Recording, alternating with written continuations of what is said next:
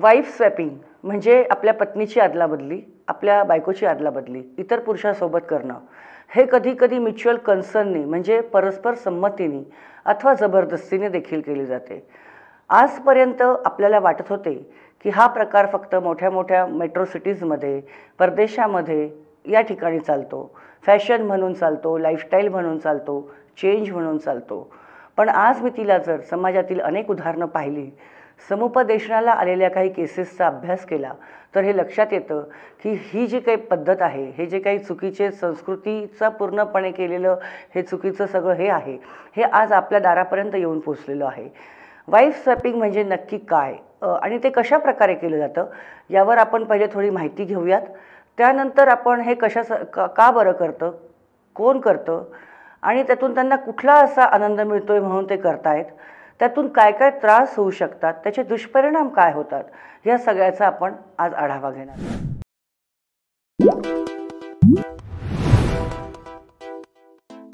नमस्कार, मी समुपदेशिका मीनाक्षी जगदाळे सप्रेम मराठी चॅनलमध्ये आपले सहर्ष स्वागत करते.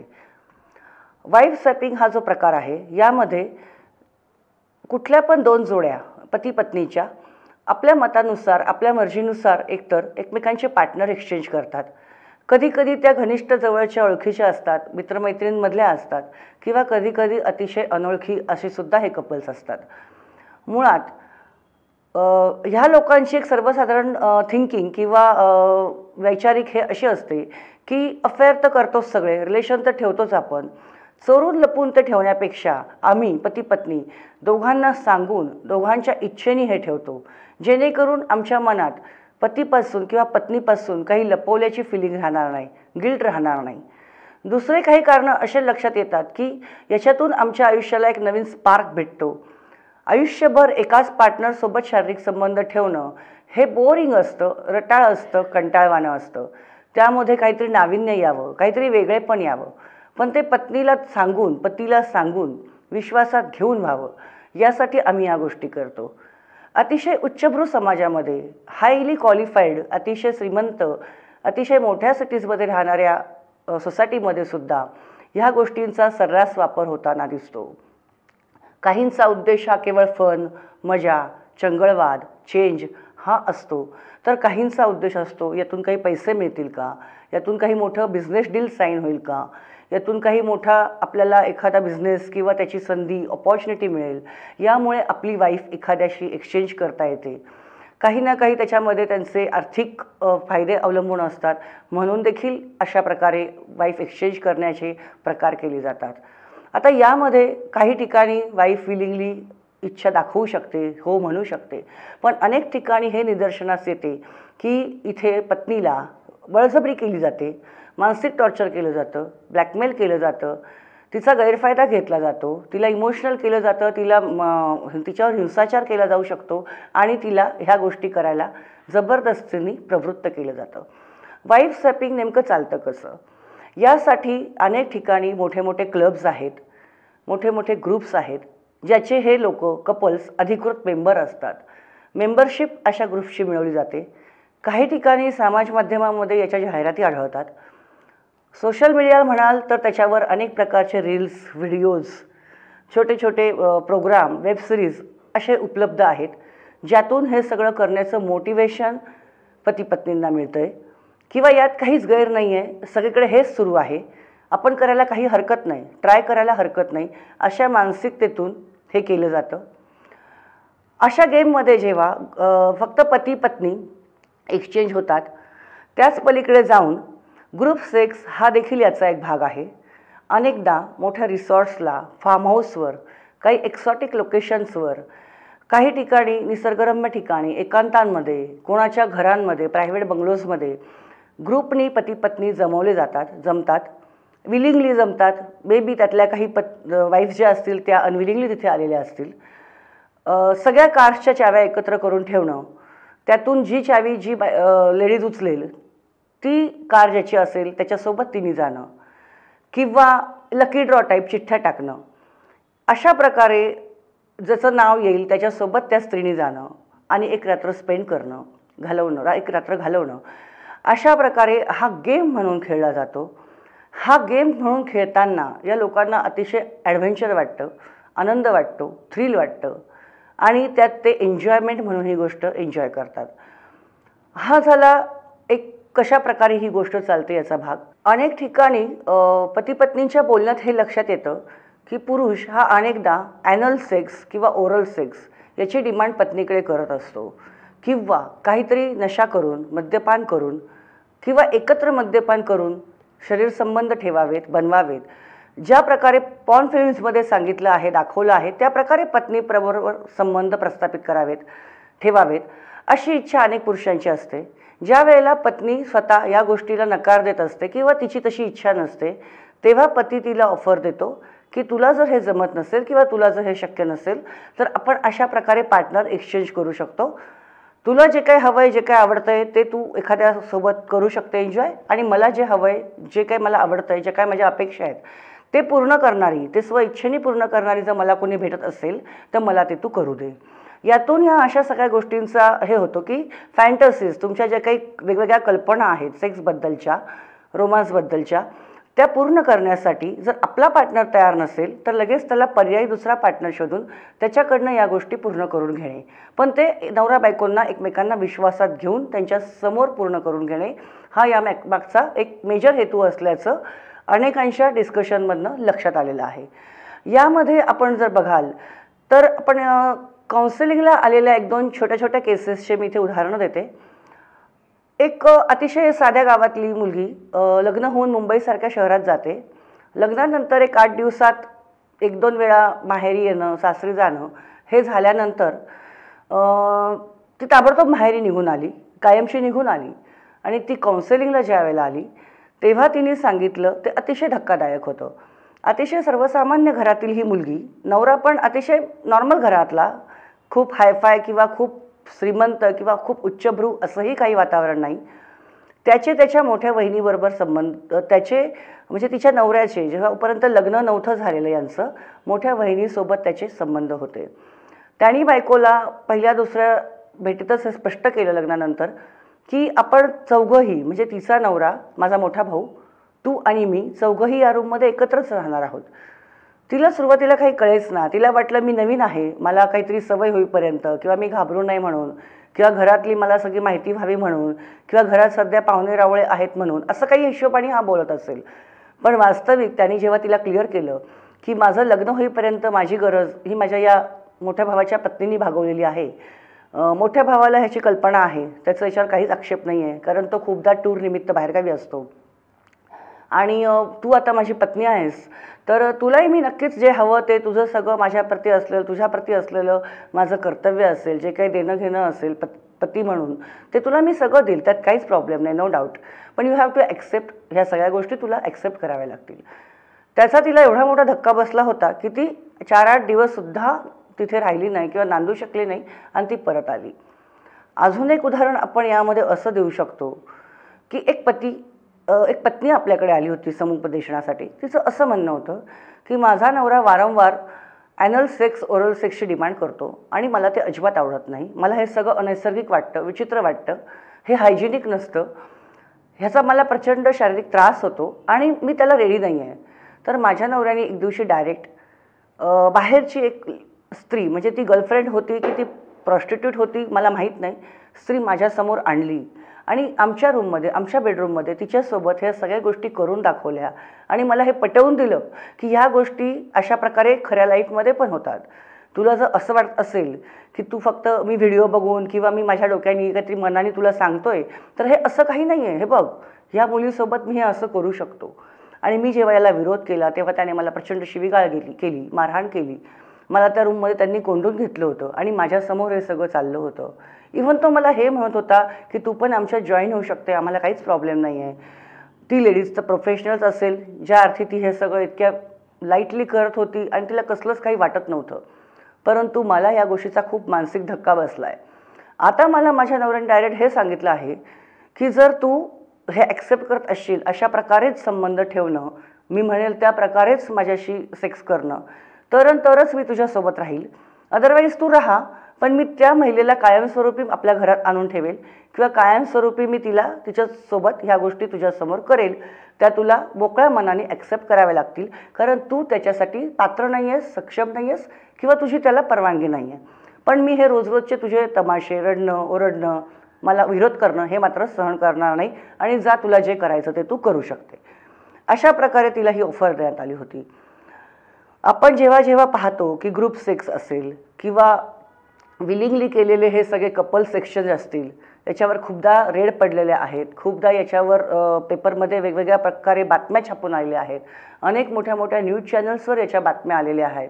पण असं होतं की हे सगळे सज्ञान मंडळी असल्याने आणि ते विलिंगली ते सगळं करत असल्यामुळे किंवा खाजगी जागेत ते करत असल्यामुळे, कुठेही सार्वजनिक जागेत हे सगळं करत नसल्यामुळे याला आपण कुठल्याही परफेक्ट कायद्याचा आधार असा हा लावू शकत नाही.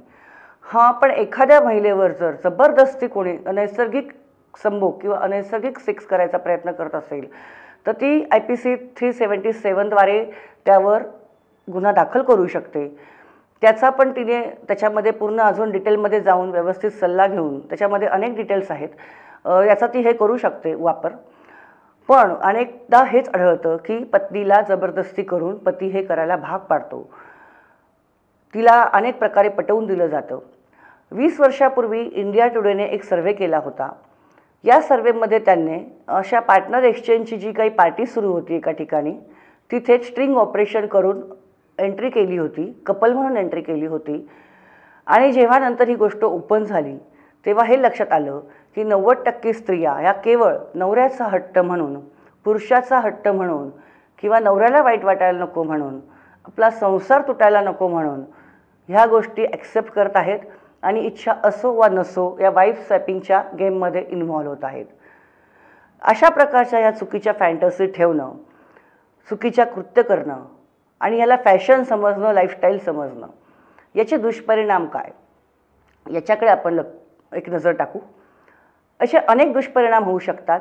प्रथमतः तुम्ही अगदी विलिंगली जरी ही गोष्ट करत असाल, पती पत्नी दोघं जरी राजी असतील, तरी देखील तुम्हाला यातून शारीरिक त्रास होऊ शकतो, एखादा आजार लागू शकतो, तुमच्यावर मानसिक आघात होऊ शकतो, तुम्हाला याचं व्यसन लागू शकतं.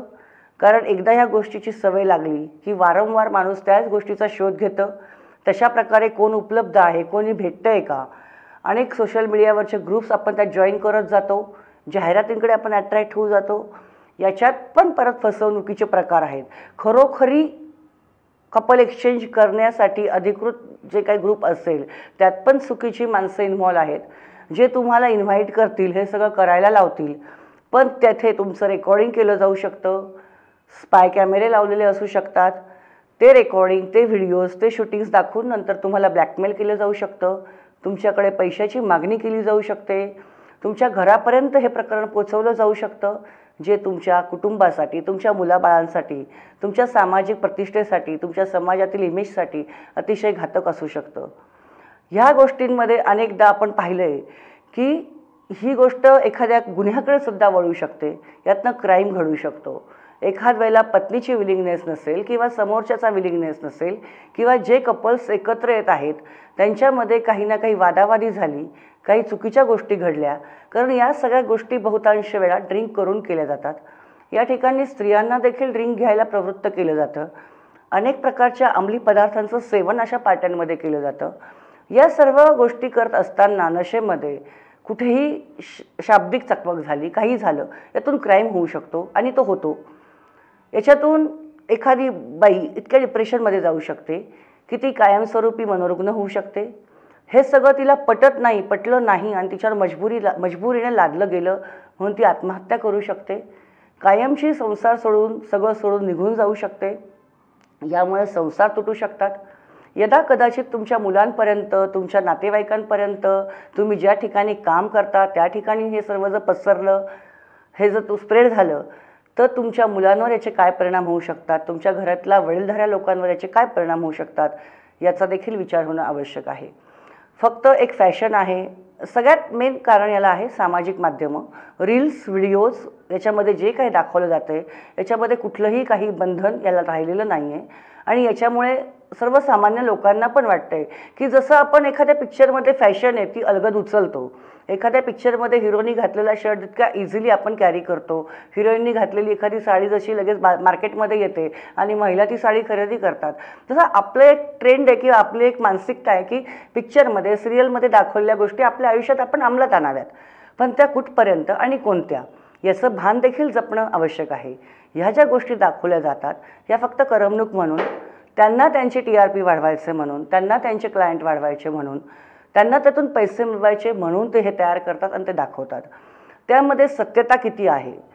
पॉर्न फिल्ममध्ये जे दाखवलं जातं ते खरंच तसं असतं की ते एडिट केलेलं असतं आणि त्या किती प्रोफेशनली हे काम करतात, त्यांचं काम ते असतं, त्या बदल्यात त्यांना पैसे मिळतात. आपण पत्नीकडनं कोणती अपेक्षा करावी, कोणत्या लेवलपर्यंत करावी, किंवा पत्नीने देखील पतीकडनं कितपत फॅन्टसी पूर्ण करण्यासाठी अट्टहास करावा, या सगळ्या गोष्टींचा खूप गांभीर्याने विचार होणं आज मी तिला आवश्यक आहे. अजून एक उदाहरण या ठिकाणी देता येईल की अनेकदा काय होतं, पत्नीला मूलबाळ होणार नसतं किंवा पतीला मूलबाळ म्हणजे पतीच्यामध्ये प्रॉब्लेम असल्यामुळे मूलबाळ होणार नसतं, कोणातरी एकामध्ये मेडिकली काहीतरी प्रॉब्लेम असतो. अशा वेळेला खूपदा पत्नीसुद्धा विलिंगली सांगते की तू दुसऱ्या परस्त्रीबरोबर संबंध ठेव जेणेकरून आपल्याला मूलबाळ होईल. पण ही गोष्ट आपल्याला घरात सुद्धा कळू द्यायची नाही, बाहेर कुठेही कळू द्यायची नाही आहे. मी तुमच्यासोबत रूममध्ये राहत जाईल, ही माझी मैत्रीण आहे, ही येत जाईल, तू हिच्याबरोबर संबंध ठेव. हे म्हणजे आपल्याला काउन्सिलिंग मार्फत हे आलेले जे उदाहरण आहेत छोटे छोटे, ते मी तुम्हाला थोडक्यात सांगते आहे. इथे डिटेलमध्ये आपण जाऊ शकत नाही वेळेअभावी. तर असं सुद्धा आहे की ओके, नवरा सक्षम नाही आहे तर नवरा पत्नीला सांगतोय की माझ्या मित्रासोबत तू असे रिलेशन ठेव, आपल्याला मूलबाळ होईल. निदान समाजात आपली होणारी बेइज्जत, बेआबरू की बाबा आपल्याला मूलबाळ होऊ शकत नाही, आपण असं कपल आहोत किंवा आपण फिजिकली फिट नसलेलो कपल आहोत, लोक मला नामर्द समजतील, लोक मला इम्पॉर्टंट समजतील, आणि हे सगळं लोकांपासून झाकण्यापेक्षा आपण आपल्या दोघांमध्ये म्युच्युअल अंडरस्टँडिंगमध्ये हे करूयात.